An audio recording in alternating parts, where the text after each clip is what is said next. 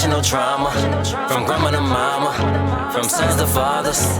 We go harder, we go farther. Hey yo, tribe. What's up? Welcome to the Disconnect, where reconnection is a dialect. I am Ivy Norn, and this is my co-host. Jane the Sun King. And again, we coming at y'all with this part 2. We have a special guest in the house tonight. Well, introduce yourself, sir. Man, y'all know what's up, man. I'm always paradigm shifting, man. That's what I'm here to do, man. Low key the paradigm shifter. We in the building, man. Absolutely. So, last episode, we was talking about the attachment styles, the different type of avoidant attachment styles. And we kind of went down some rabbit holes, y'all, and we gonna kick this back off. We gonna kick it back off, and we gonna do it like this. So, what about the people that leave when stuff start to feel real, like feel suffocated? Hold on, before we get in that, though. Oh. Let's just send a shout out to our sponsors, Walla Vodka. Make sure you're drinking responsibly. Make sure you're doing your business and doing your thing. You Absolutely. know what I mean? Voila. But yeah, let's get to it. Though. So we gonna get into it. So why do people leave when stuff start getting real? Like, why do people feel so suffocated when people start getting close? I know we kind of touched on this on the last topic, but let's just kind of reiterate, kind of catch them up to speed. Most definitely. I feel like they run when it get real due to the fact of their viewpoint on responsibilities. Because once you see what this entails, with this realness what we talking about, Yeah. you know they come with something. And that might not be what you're asking for, what you're looking for, right? So it's a terminology. It's crazy. It just came to me.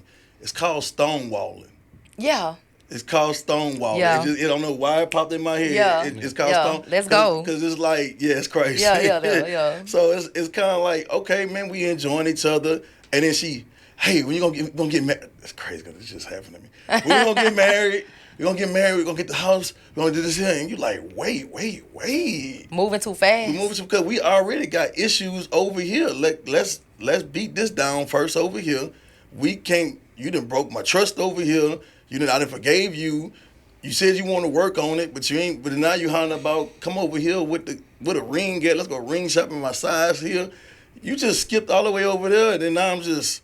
Remember what we said before? That Homer Simpson. Yeah, but going to the bushes. Hold up. You stonewalling like, damn, why he acting like that? Stonewalling, man. See, I'm trying to put myself in that perspective and see if have I walked that walk, if I experienced it before as we talking. I'm trying to tap into relationship wise.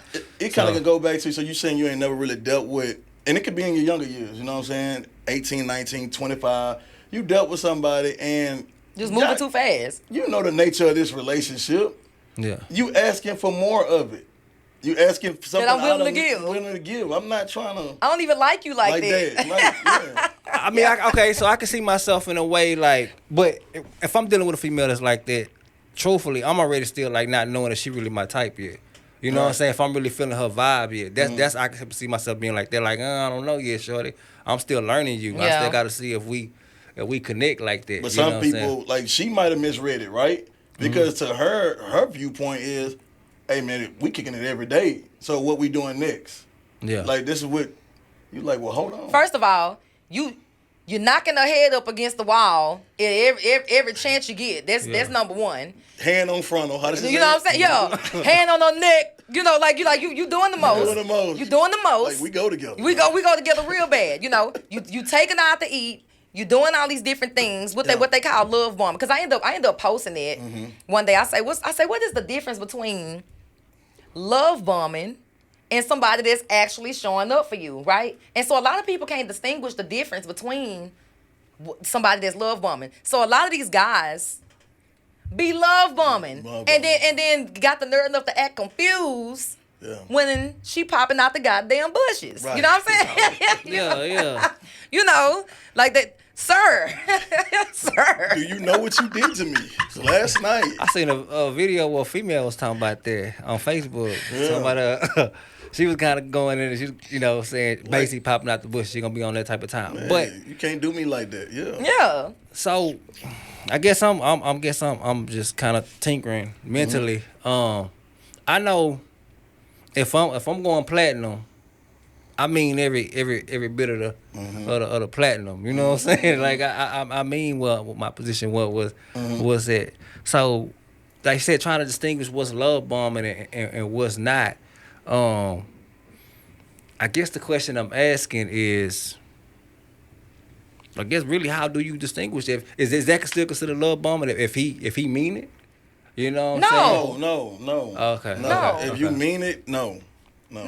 Love bombing is when you doing it just to get just for that person, Like a manipulation tactic. like a manipulation tactic. Like you doing that. Like I'm about to. Like a lot of what they call the hobosexuals. Yeah. Like I need a place to stay. I'm about to lay it down. yeah, like I'm about to drill. I'm about to. Boy, I'm about to drill her ass. I'm about to do this. I'm about to do that. I'm about to show up. I'm about to be cooking in the kitchen. Like what's her name off of Baby Boy? What was Jody? Melvin, yeah. But like Melvin. Yeah. I'm about to do it. But he don't mean that. I can imagine that not lasting long too, because the thing is, I would say anytime if it's you doing something just for somebody else or for another particular reason and that ain't in you. Yeah, it's only gonna be temporary. I can only imagine that it will be. It's definitely temporary. What she described was someone in survival mode. Mm-hmm. Now, once he get out of survival mode, it's not gonna feel like that no more. Yeah, and then that's where the love bombing come in at. Yeah, yeah. So he's love bombing. So he would love bomb her all the way up until this point, right? And then when he get her what he want her, then he probably will start breadcrumbing. Like he'll probably start like. She like, you don't do this no more. You don't do this no more. You don't, this, and that. But that's not really because his intentions really wasn't pure. Right. It was just to get this, whatever personal gain. Right. Mm-hmm. So a lot of people would do that. What y'all think about do you feel like a lot of people will have some type of avoidant attachment style because they feel like they're being rejected? Is it that thing like, I'm gonna break up with you before you break up with me. I'm gonna leave you before you leave me. Which one of them? That's dismissive. Okay. That's dismissive. Okay. Yeah, I'm gonna get up. Yeah, all right, cool. Yeah. Off the rip. Yeah. I'm already on that. Like, I'm not even about to entertain that. That's, right. That's dismissive attachment style. And that person may not even like really mean it like that. May not even mean it like that. Like you just picking up on these, because like I said, we talked about even the last episode, everything is objective versus subjective, right? So the way that this person is experiencing this situation may be totally different from the way that you're experiencing this situation, right? So it's kind of like being in a vehicle, and I used this example before, but I love it. I'm gonna say it again because I want to, and it's my podcast. Yes, Lord. I can. Yes, Lord. Well, hours, you know what I mean. I know what you mean. But it's kind of like being in the car and being stuck in the mud. You know what I'm saying? And so the person on the outside is saying, cut the wheel to the left a little bit. Okay, now cut the wheel to the right a little bit. Okay, now give it a little gas. Okay, now hit the brakes. This, and that. That person could see everything on the outside, but that you cannot see. Right. But you on the inside, and you see the oil light coming on. You see this. You about to run out of gas. They can't see all of that. They can't see all the stuff that's going on the dashboard. They can't see, all of this with the way you experienced it. And truth of the matter, if you run into that ditch, they're not gonna experience what you feeling when you go in that deep. Let's think about Hellbeck, right? Beaumont, Texas, ditches. Those are some deep ass ditches, okay? Well, you go fishing in them ditches, right? Yeah. You gotta call the people to come get you. Out. You can't just ain't no like in, jumping up. No. Yeah, you don't want to go in that ditch. But anyway, that's crazy because I always say it's kind of a little off tangent, but I always say every hood I know I'm in the hood because it always had them big ass ditches. Yeah. Every from Homestead, Acres Home, like all the house, why the house not like this in the suburbs, but it's in the hood got the big ass like you barely back about the yard the wrong way. Game over. Yeah. Game over. Literally, game is over. So it's objective versus subjective. The person that's on the outside of the car is seeing something totally different from the way the person that's in the inside of the car is experiencing it. And a lot of people, I could say it's a lot of relationships that probably have ended. Or there's a lot of friendships they probably have. A lot of connections probably have been severed due to the miscommunication, due to the misunderstanding of that, of people not understanding different perspectives, and sometimes I could say maybe a person can probably be clouded clouded by emotions, but they can't see the other dang on perspective, you know. So sometimes that could be a thing too. So I could see that, you know, being rejective, like, you know, and making you be Well, you know, everybody's thought process is differently, right. right? And it's like, so I've encountered someone this weekend, right? And I sat back because I'm learning my attachment styles. I didn't get angry. I didn't do none of that. And I'm listening to them, right? And they texting me. They, whoop, whoop. So they were like, well, you said it was good, but then you flipped on me, right? So I'm like, what the heck? Do they not remember what happened in between? Are you delusional? Right. So I picked up the phone. So I'm like, let me call. I say, you know what? It's about time that we have this talk because this person is like this, like real dear. Yeah. So I say, hey, let me show you something about your thought process right quick and how your ideas are being concreted. And by you being like this for 20-something years, you have this same method that you've been doing in these concreted ideas and thoughts. And when you talk, you sound like a retarded person. I told him just like that. I said, let me show you something. So I said, this is what happened. I told you this. You're supposed to follow the order, do this here. This is what we're going to do. This is what it's going to be. And then you came back and you did 2. Okay? And then we had the discussion about 3 since you made this whole situation with 2. Well, you went to doing all this other stuff, and I just said, okay, fine. Since you went ahead and jumped the gun, go ahead and start. You know, go ahead and do this. And then to this person, 4, it looked like I flipped on him. I say, you know what you just did? Let me show you. You took 1 and 3 out, and you concreted 2 and 4. So now it just looked like, oh, I was trying to help, but then you flipped on me.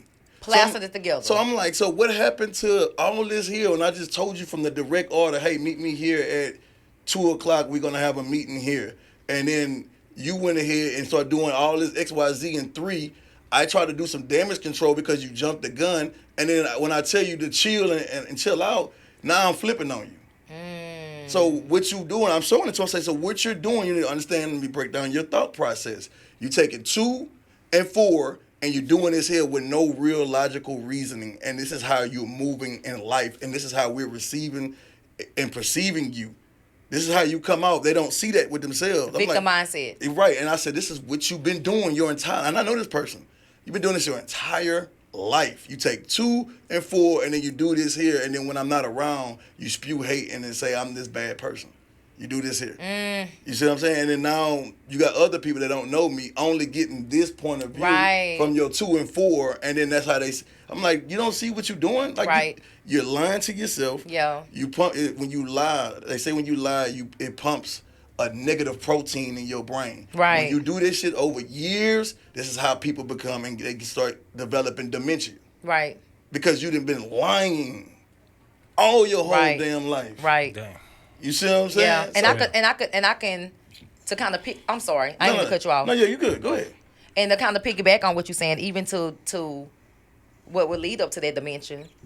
Mm-hmm. I would say this probably because you know what they say, like with your muscles, if you don't use them, you're gonna lose them. Facts. Right? Right. So I can see that dimension coming in because there's no growth there. And the reason why that there's no growth there is because you're not willing to acknowledge 1 and 3. And 3 holds accountability. You skipped. You skipped all these different processes, and then And you're not exercising that part of your brain. And I told her, I said, you're purposely stopping your own faculties. Right. You're not even using all of your faculties anymore now. Right. You shutting it down because you're only taking 2 and 4. Right. But then what about these intangible morals and values dealing with accountability? Right. Taking direct order from learning leadership. Right. And just following, and then also respect. Because I asked you to do one thing, and you went and did all of it. So I'm telling you, hey, I got to get this stuff ready for the production and all the other stuff. And you just undermined whatever the order I gave out. Right. So now you disrespecting me. You done gave my phone number out to somebody I don't even deal with. Yeah. I'm like, do you see what you're doing? Yeah. And she was like, yeah, you're right. Yeah. You're right. I'm like, man, calm down. You get so excited. Your anxiety go up, your faculty shut down. So that's the anxious. That's the anxious. Yeah, you see, I'm bringing it back. You follow me. Yeah. You follow me. Yeah. And that's why this is how they react. So I had to realize, I'm like, this is what she's experiencing. Yeah. This is what she's experiencing. Yeah. So I had to realize that, and I came back and we talked it out again. Yeah. I'm like, man, look, you got something with you. Just calm down. Well, I'm glad you was patient enough, Right. to explain it and not be, bitch. You know,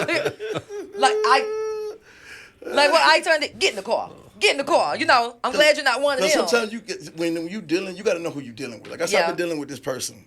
Yeah, my whole y'all got life. history. You got it's love. My whole life. Yeah. So I'm like, I need you to see your pattern, dog. Yeah. At this age, you're supposed to really be a different type of person. Right. You're still acting like when we were 16. Right. You know what I'm saying? Right. So, yeah. So it's like having that self-awareness. Right. Emotional awareness, Right. which is going to be the next, so we're going to kind of move into that, like the self-awareness. Learning emotional language. Practicing vulnerability slowly.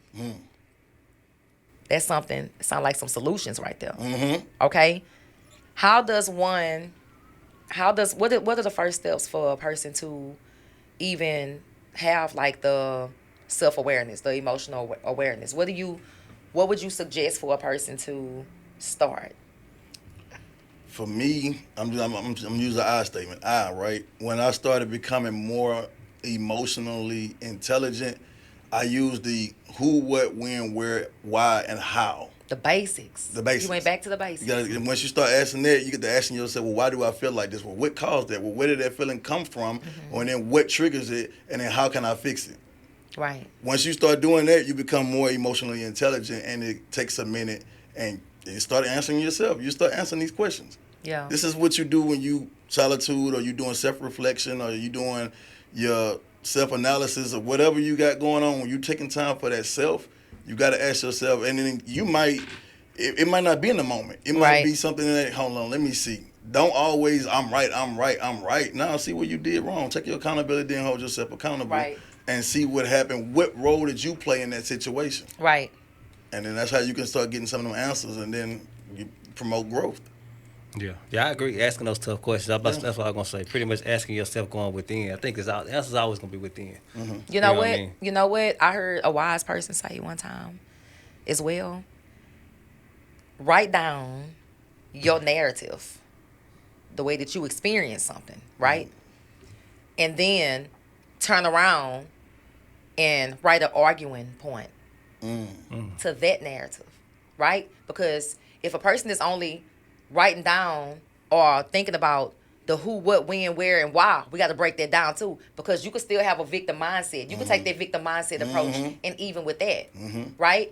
So writing down the who, what, when, where, and why, right? It's almost like turning the chessboard around and playing against yourself. Because sometimes you got to do that. Sometimes you got to play devil's advocate with yourself. You know what I'm saying? And answering those topics, whatever it is, answering yourself, like debating yourself. And I think that's a good way to keep yourself open to different perspectives. I think that's people that have a hard time, that suffer with cognitive dissonance, I think this will be a really good exercise for a person to do on a day-to-day basis. You know, even just thinking of something, thinking of a topic that you feel very strongly about, and write down how you feel about it. And then wait until tomorrow. Turn around and then argue, debate with yourself. There to keep that part of your brain open where you can see the different perspectives. And I think this is a good exercise to continue, doing. I think that's a good start. I like that. I think that would be a good start. Practicing vulnerability slowly. What is a good step to start off with? Practicing the vulnerability. I struggle with this, so I can't really answer that. I was about to say too. 'Cause my motto lately been like, I'm gonna show you who I am as I am, and if you don't like who I am, then fuck them. You know what I'm saying? Like, I'm gonna put it out there, because at one point, being the vulnerability, would be hurt by it, or I was vulnerable and you did this, that, and the third. And now I've gotten to a phase where, like, take me as I am or don't take me at all. You know what I mean? So that's kind of been the space I've been in. So I like you said, I can't really, I don't know how to. So are you saying that you're vulnerable and unapologetic about your vulnerability. Are you saying Right. that? That's Is that what you were that's the saying? phase I've transitioned into. I've been So you're vulnerable and unapologetic. right. So he can accept his. You can accept it, and whether you accept it or not, I'm not. I don't But care. I am selective though too though. You know what I'm saying? I'm not just vulnerable with the whole wide world. Right, You know what I'm right, saying? right. Somebody who I allow in my space. Right. I'm gonna go ahead and say, look, this how I am. You know what I'm saying? Okay. Like that. So I'm more hesitant because when I done that, I got beat up for it. Mentally, whatever. Like, The choppy waters. the choppy water. So when I did it, I tried to be, and I tried, and they come back around and throw it in your face. I'm like, damn, and they come back and they weaponize it. see. So I try to put that wall up. My bad. Go ahead. I'm sorry. No, you good. I'm good. So that and to add on to what he's saying, my conclusion with that is like if they weaponize, if they do whatever, hey, that's your L because I know the greatness in me now. You know what I'm saying? I know who I am. You know what I'm saying? So if you're gonna try to weaponize it, I'm gonna recognize it too now. The fear and vulnerability in the past was not in the past, as I've gotten now to know that I wouldn't have recognized it. That would have been my fear now. That what I'm saying. Well, I ain't gonna say my fear, but that's what makes me be able to say now because I'm able to recognize it. If that makes sense. I be able to recognize. You slinging mud. Oh, you throwing in my face. Yeah. That's cool. Yeah. And maybe that's the dismissive avoidance in me. Yeah. I don't know. Yeah. No, Maybe I think that's healthy. That's a healthy dismissal. It's a healthy So- Yeah. So Because that's pattern recognition. That's wisdom. Yeah. That's pattern because that's how wisdom is, right? Knowledge, intelligence, that's shit you read out of a book, magazines, and stuff like that. But pattern recognition is wisdom. Yeah. Yeah. So that's what that is. So I'm allow them to do that. And, Yeah. and be like, because I'm in my head now, I've got it rooted. I'm gonna still be me. You know what I mean? And I'm cool on you. And I'm cool on you. Yeah. So let's put this together. You said that you struggle with vulnerability because you don't want people to throw it in your face. He's saying that whether people decide to throw it in my face or not, this, and that. Did his explanation help you a little bit? Well, yeah. Do you see can this be applied to? Yeah, because he has he developed that mentality as take me as I am. I don't even care. Like I really don't even care about how you feel about it. And that's that dismissive because it's like, yeah, okay, I'm still gonna be me. Do you see yourself being able to be in that space? Not yet because I'm more of a loner. Everything I do, even from my career, I'm alone. Yeah. Now I come in, I do this here, or you might catch me in front of the TV screen. But after them lights go off, I'm alone. You see what I'm saying? So I go back that way, and then if I try to do that, when somebody do try to come in my circumference, I'm already guarded. So are you saying that that's what you gonna do, and this what you gonna do for the duration? Are you set on I'm a loner, and this No. is what I'm? Are you set on that, or are you open? Are you open? So I've just learned, right, with the attachment styles that I have, Yeah. the only way you can fix that, I don't know if that's in here, but they said the only way you can fix it, it ain't no one-on-one. Yeah. It ain't no like, I got to do this on my own. You develop those attachment styles through relationships. You change attachment styles and became, I guess, stronger in that attachment style. And the only way it's going to be able to change is through another relationship. Only relationship, because that's what helped develop it. I can That's see what that. it brought it. Everything. That's so. And for I don't know about dismissive or anxious or anything else, but I know the attachment style that helps fearful, avoiding attachment style is secured attachment style. That's the only one that can really help that person. So Unless both attachment styles are aware that, hey, we got this issue, and then whoop de whoop, then that's the offset. yeah, You know what I'm saying? Yeah. That's the offset. But naturally, a secure avoidant personality trait, those are the ones that can heal. yeah. So are we ready to go into that part? Yeah. I'm kind of curious as to what that is. Okay, so I just want to expound on this. Okay. So what you're saying is, to heal that, you have to have a different experience to open you up to a newer perspective. So it's your job, right? Once you understand what's going on with you, Right. Like I said, I'm still learning everything. Yeah. Once you find out what's going on with you, then you have to be selective about who comes along and be in your circle. Like Right. it's vital. Right. It's vital. Right. Once you realize I'm this, no more insecure people or insecure attachment styles can be around you, because especially if they're moving reckless, they're gonna trigger Yeah. you. I don't Yeah. care how much I love you or not. Yeah. They're gonna trigger you.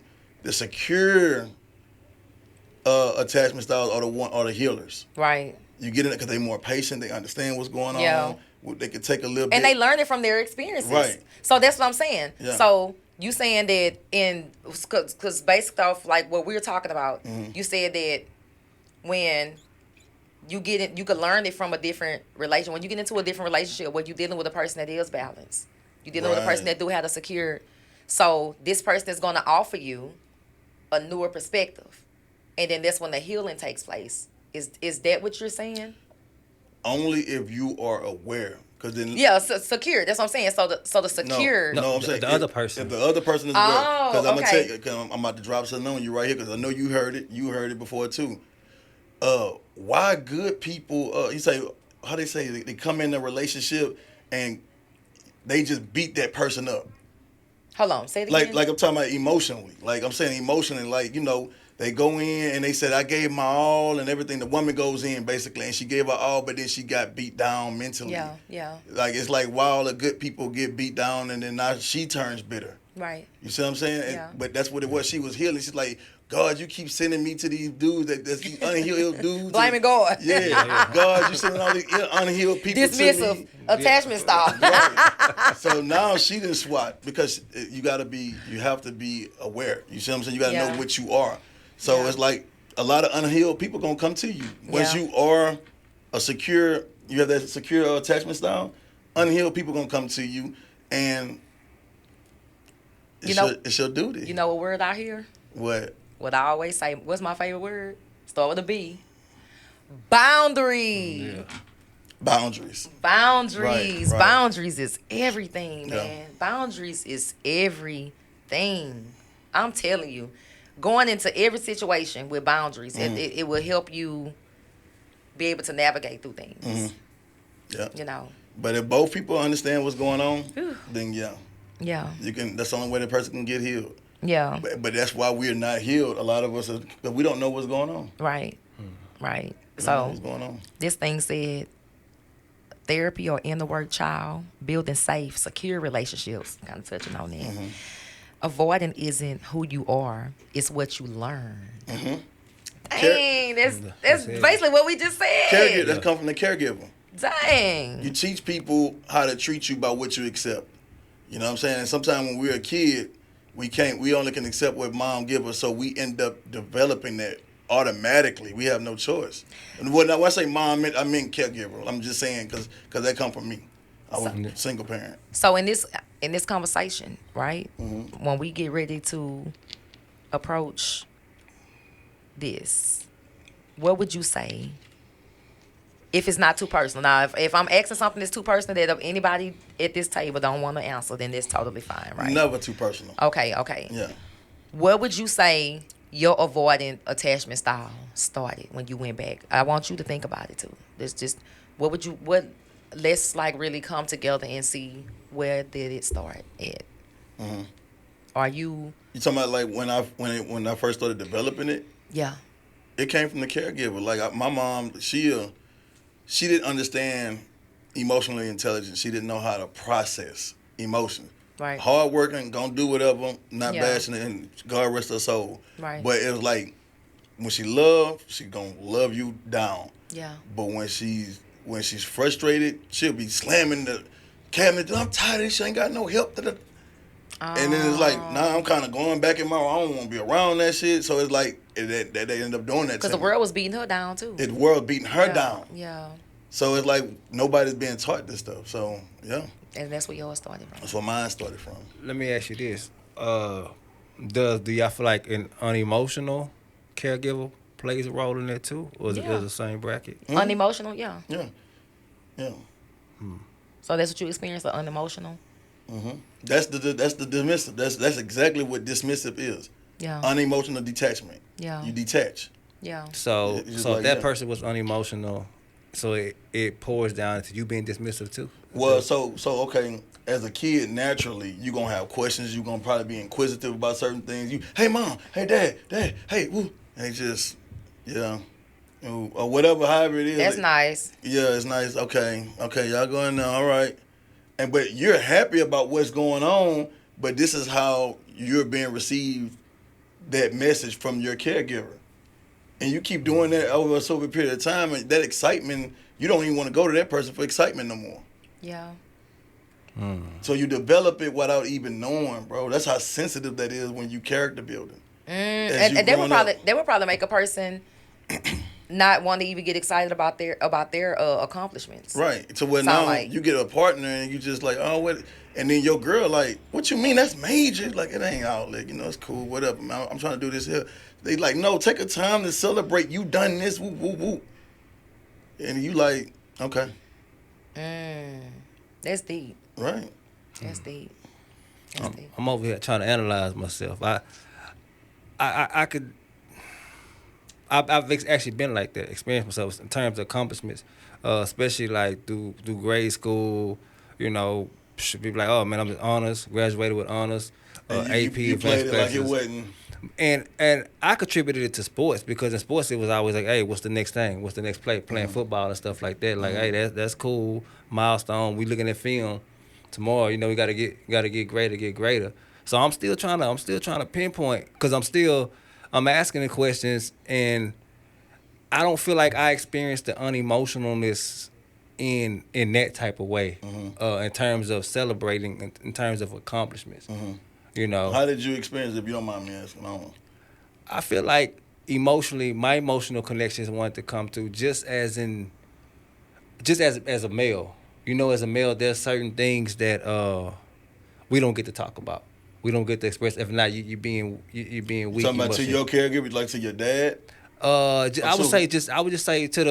would say really to the elders in general, to the adults. Period. Nothing about it. Just that was around you. Right. Do you know what I'm saying? The community. The community. Yeah. It says more of a community thing as I think more.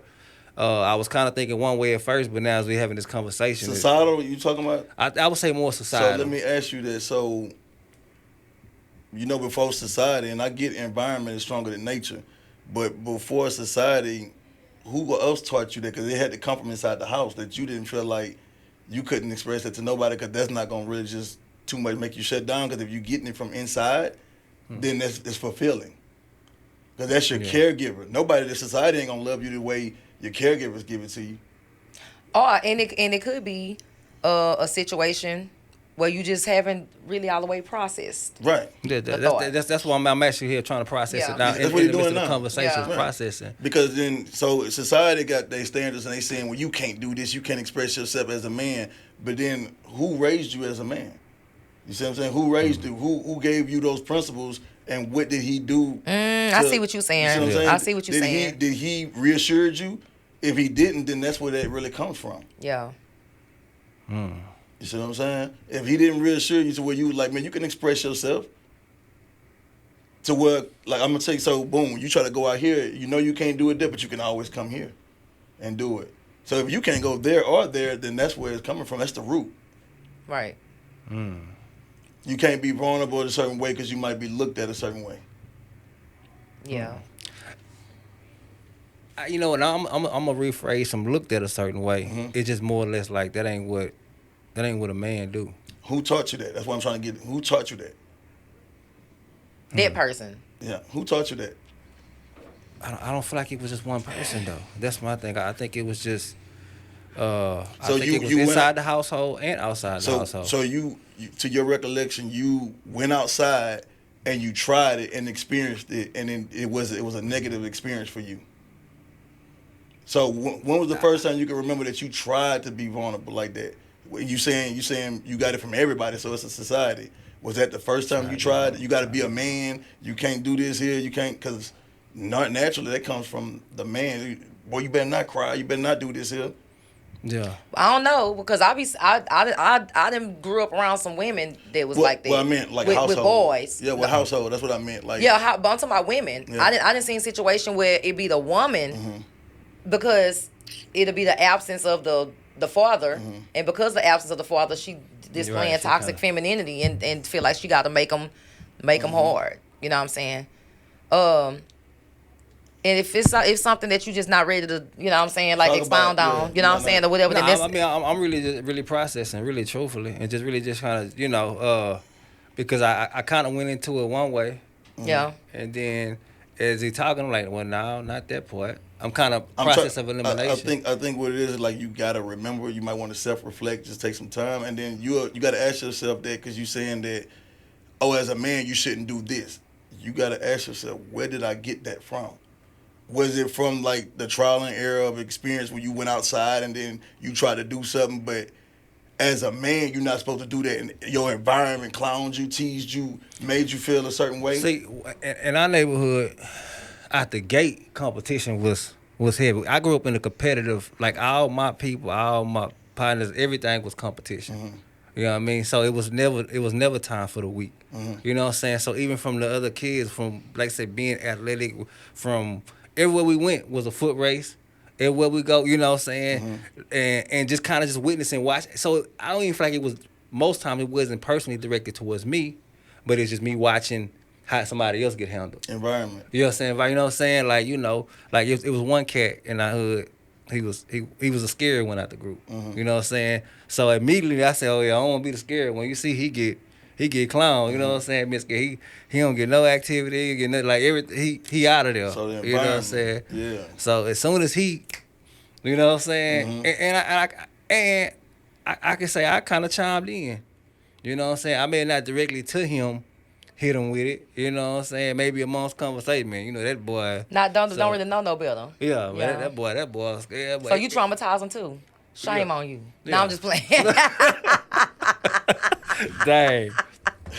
But every time that boy had kids could be cruel, man. Like kids really. You know. Anytime that boy had any type of emotion, we was clowning him for it, man. That boy lose a game, he he having a, like come on, bro, quit being a sore loser. Yeah. That's how we go, bro. Quit being a sore loser. You know what I'm saying?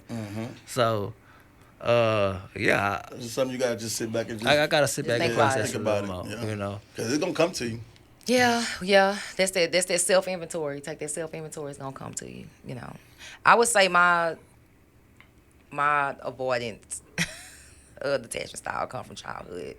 Definitely come from childhood. I remember I used to be in a lot of programs. I was always into theater arts, acting, singing, music, talent shows, all kind of stuff. And every time I looked out in the crowd, nobody was ever there. Ever. Nobody ever showed up for me, you know. And so that's where mine come from. And so even in my adult life, I would have friends, sisterhoods, connections, and I would tell people, yeah, I'm gonna come, you know, this and that. And that time come, I might be dealing with depression because I dealt with that a lot too, still do, you know. And I might have told you Monday I was gonna be there, and I really meant it, you know. But Friday come and I woke up and I just can't show up right now. Like I'm just not. That's abandonment. I'm not there, and so this person to get upset because I didn't show up, and I'm like, man, grow the fuck up. Like damn, like you and your, like you really looked around the crowd to see if I was there and decided not to have a fucking good time because I wasn't there. Like, man, come on, really? That show, like, really, it's not that big of a deal, right? That was my mentality about it, because I'm like, shit, people ain't show up for me. I grew past that shit. I don't be looking for people to. I don't never look behind me to see who's showing up. Like I go show up and I kill that shit. I don't give a damn who's showing up, right? So that was always my thing to go hard, and so I never understood people that get mad at people for not showing up. I always thought they was childish until I ran across this one person who was very important to me, right? And she was just like, man, kid, you can't just go around doing it to people. You know, you got to be a woman of your word. You say you gonna show. You say you gonna pull up. These, whether you know it or not, your presence is important to some people. You know what I'm saying? And when you do that, that hurts me. Even though you grew up and they did that to you, I want to let you know that wasn't right when they was doing that to you. Just like it's not right that you're doing that to me. You can't just do that. So my avoidant attachment style is like, I'll just be so disconnected. I don't have no, and I feel like from the moment I came to planet Earth, it was a disconnection. You know, I told you that before. Right, off the air. Parents, it just wasn't no. I wasn't raised by my parents. I wasn't, you know. So this ain't no poor little violins, right? Because I had a better life than some people that had both parents, you know, in the household. So I ain't saying I had no horrible life either. People showed up. The women that were supposed to show up to teach me how to be a woman, mother, wife, you know, this is that. The father figures, you know, and stuff like that. Miss Juanita up the street, Miss Booker next door, Miss Doris next door, all these different people, always showed up or whatever. So I seen what I needed to see, and I took from it what I needed to take from, and I kept it moving. But this is what started my avoidant attachment style. I never expected anybody to show up for me. I don't expect for people to show up. When people say they gonna do something, well, I'm gonna look out for you. I'm gonna do this and that. Whether you do it or not, I really don't give a Right. Matter of fact, I forgot about that shit as soon as I walked off. I don't give a damn if you ever do it. But if you do show up and you actually do it, I'm like, damn, this person is really different. Like, this person really That's what would distinguish a difference between you and everybody else to me. But I don't automatically, initially go into a situation expecting you to do nothing. Because that's what everybody always ever did. That makes sense? Yeah, the core wounds got touched. Yeah. Core wounds got touched. So that's my avoidance. That's the story. That's the story. And you So sticking to it. that's my story, and I'm sticking to it. So, okay, so let me ask y'all this. We didn't went down these rabbit holes, and we gonna make it real quick, right? Because we getting ready to come to a close. What would you say that you learned about yourself? Did you learn anything about yourself tonight in this conversation? Yeah. You did. Yeah, I did. Did you learn something about other people? What would you say that you learned about yourself, and what did you learn about the people around you? And I ain't talking about just the people in this room. I'm talking about the recognition of the people that you interact with on a day-to-day basis. It kind of go back to what I said. I know now that it's time for me to heal. You know what I'm saying? It's time for me to really, really heal and also spread the word. Stop letting unaware, insecure people around me. Yeah. You know, I can take it if if you're aware, but I can't allow that. I only need secure people around me now. Yeah. You know what I'm saying? That's what I learned. I know that for a fact now. I need Yeah. secure people around me. Yeah. The lesson for me in all this is just been understanding these avoiding attachment styles and actually recognizing in myself the dismissive attachment. You know what I mean? I may be saying the word wrong, y'all, the phrase wrong. It's dismissive. You know what I'm saying? And just really the lesson that I learned is that it's just that because I feel like I wasn't always that way. Yeah. You know what I mean?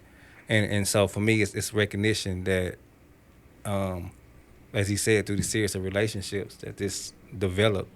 You know what I mean? Because I remember a time in myself that I didn't respond that way, that I didn't think that way, that I didn't act that way. Yeah. You know what I mean? And I'm glad to know this because I'm big on taking the chains off and removing chains. Like that's the analogy I use when we talk about consciousness and just understanding the world around us. Yeah. You learn one thing about yourself, like say religion, that's a chain. Boom, take that off. Yeah. Some mental health stuff. Boom, take that chain off. You know what I mean? So I feel like it's another chain that's being pulled off. You know what I mean? And I want to keep removing chains. So I'm big on that. And so that's some things that I recognize in myself. Yeah.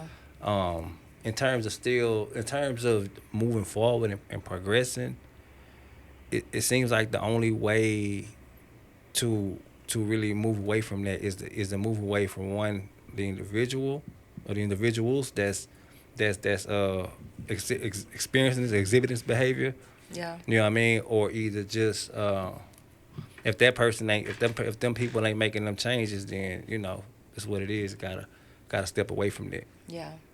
Because I can only see myself continually to be dismissive as a result, as a reaction for that. I don't know no other way beyond that when dealing with certain type of people. Yeah. That's you know what I'm saying, moving in a certain type of light of way. So Yeah. yeah.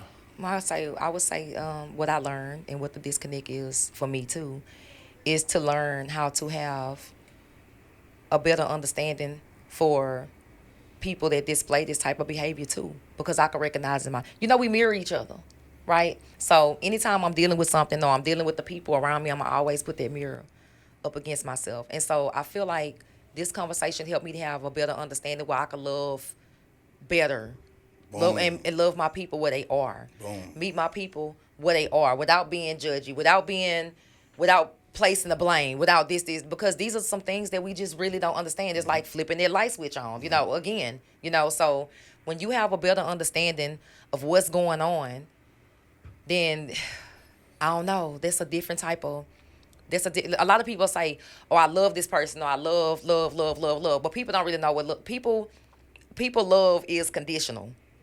You know what I'm saying? Mm-hmm. And they love you only, but not beyond the scope of their understanding. Mm-hmm.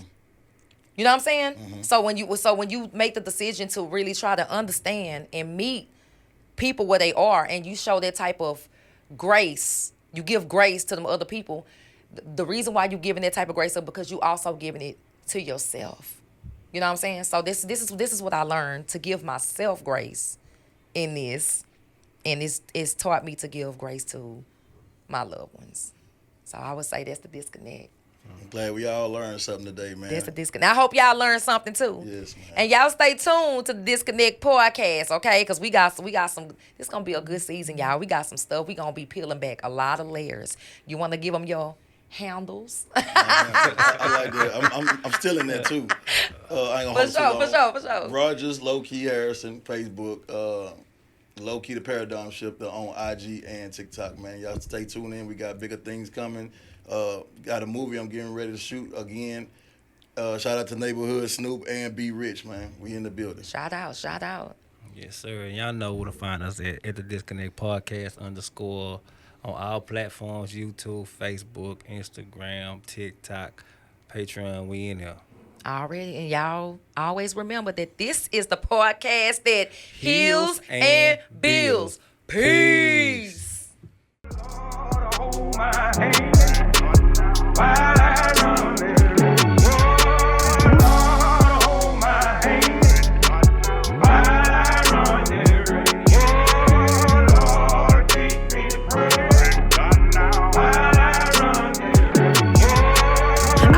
To piece together pieces that you broke.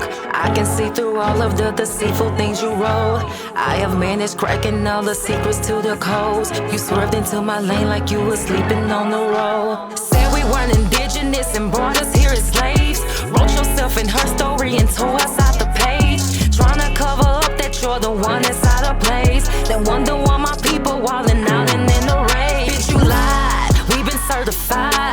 My ancestors own this shit, I know that hurt your pride. I'm witnessing truth and lies unfold before my eyes. Present in the flesh, oh what a time to be alive. Understand that white folks not our only enemies. We got those against us that still look like you and me. Just because you talk that talk don't mean you're fooling me. Cause I don't need a savior long as I stay true to me.